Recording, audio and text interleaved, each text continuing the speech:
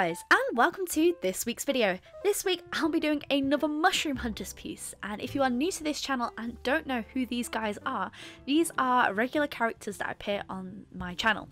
They tend to be fairly detailed pieces that I will do with these two characters known as Cap and Gus and their elfin friend Freya.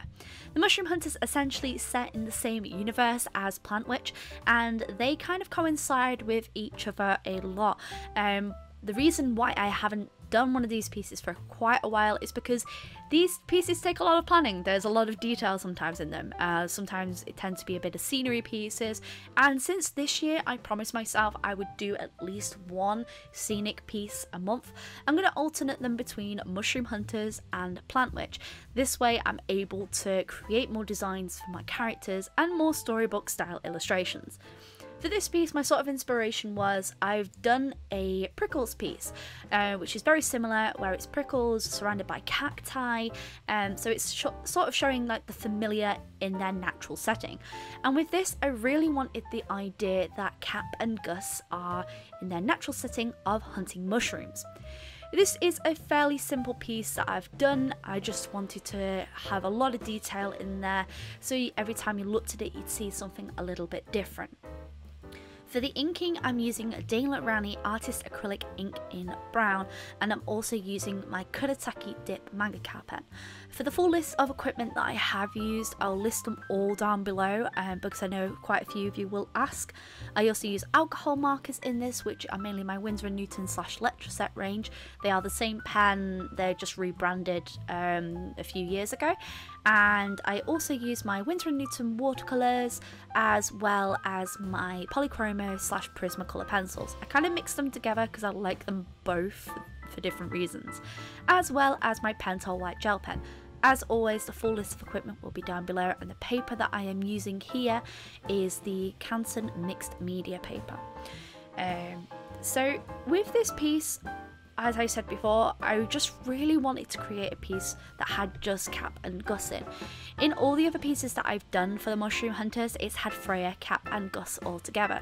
But Cap and Gus kind of just go and sometimes hunt in the more dangerous areas, or they'll go off and find mushrooms while Freya is busy.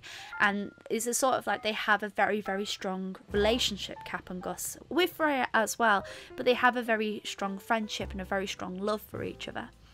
I do particularly like this piece because it has a lot of elements to it. I was really inspired by Arthur Rackham and how detailed his illustrations are, and I try and use his inspiration in my very detailed work. The problem, yet again, is when you are doing these pieces, it does take a lot of planning. And if you are looking at doing some detailed pieces, what I do recommend is thumbnailing. Thumbnailing can really help to solidify your idea for a piece and also help you plan where things are going to go. I knew I wanted this tree trunk to be the centre with the mushrooms growing around it, with plant life and just a hint of a background in the back. Almost like this is a more detailed spot illustration.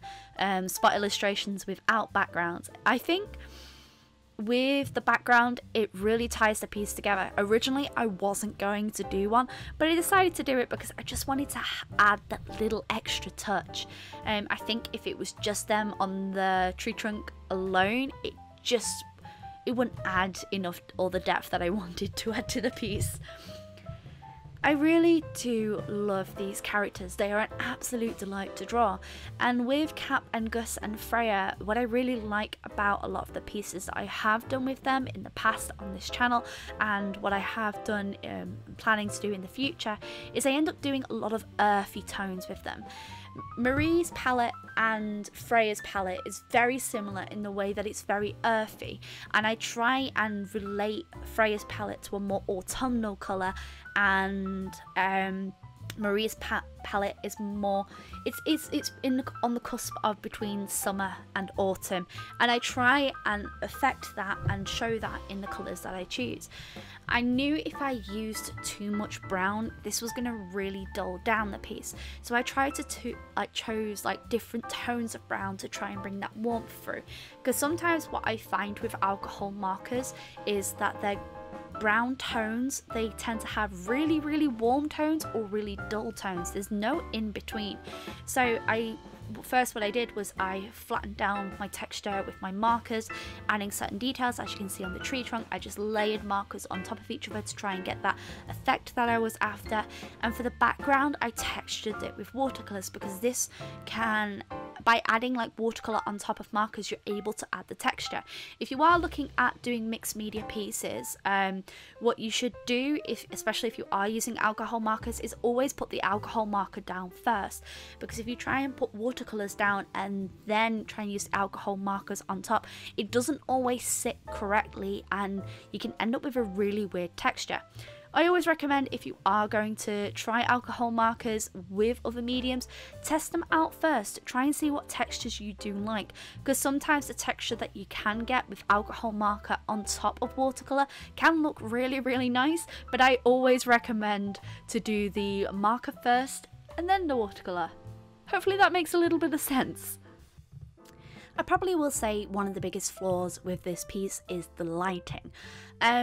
I've always been scared when it comes to lighting, and that sounds extremely silly for me to say that, but when it comes to lighting, pushing the shadows, I sometimes worry about going too dark with the shadows and not have enough of the illustration to sing out. So for this year, with these detailed pieces, I really want to push myself with my lighting this year. I probably will try, and when I've scanned this in Photoshop, I'll probably see what it looks like with shadows in certain areas and more extreme lighting. I've also been starting to do a little bit more research when it comes to my mushrooms, because I really want to try and portray, even though this is a fantasy based world and some of these mushrooms that I will be drawing will be a little bit made up, I really want to have the knowledge of what I'm putting in the illustration.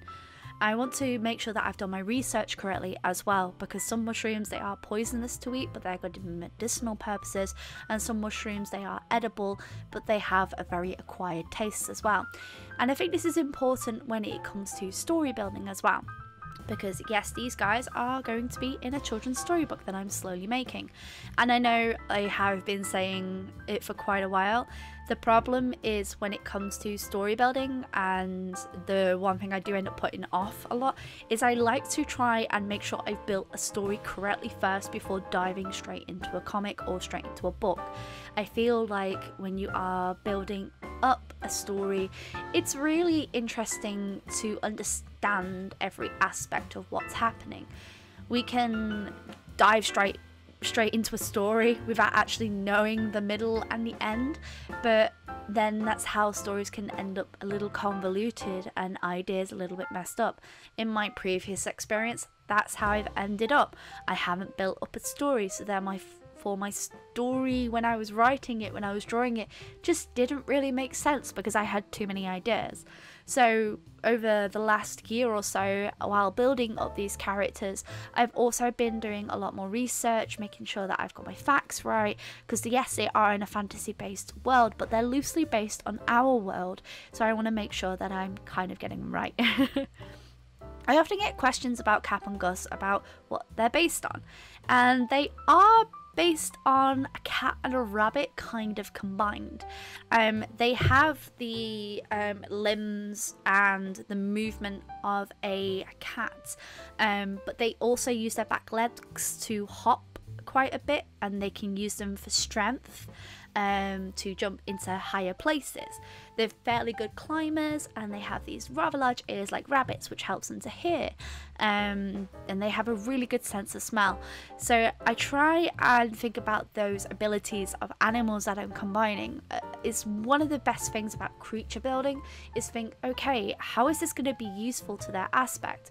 They have a long tail, which helps them with balance, and they have large ears that help them to hear in case of danger, and I try and think of those aspects when it comes to it. Cap and Gus are just really fun to draw. They're really fluffy, and they're very different from Prickles, who is just large and round. They're fairly skinny, but when it's in the winter, they get their big fluffy winter coats, and I just think that's really, really cute. So I do often get asked Cap and Gus, why the name's Cap and Gus. They're named after mushrooms. Cap for Mushroom Cap and Gus for Fungus. And if they ever did have another character, another one added to the little team, it would be named Spore, because it would be tiny. Just a little furball with legs.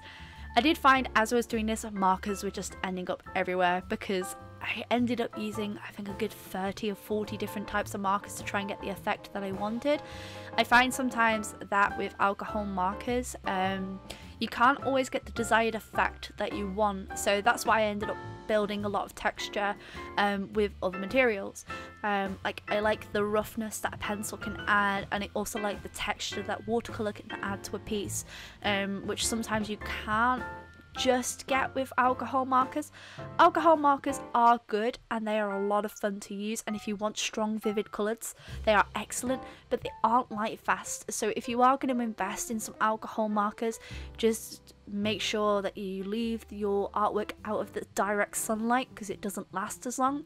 But I tend to do these illustrations in marker and scan them in, so I've got a permanent, you know, a permanent version of those colours.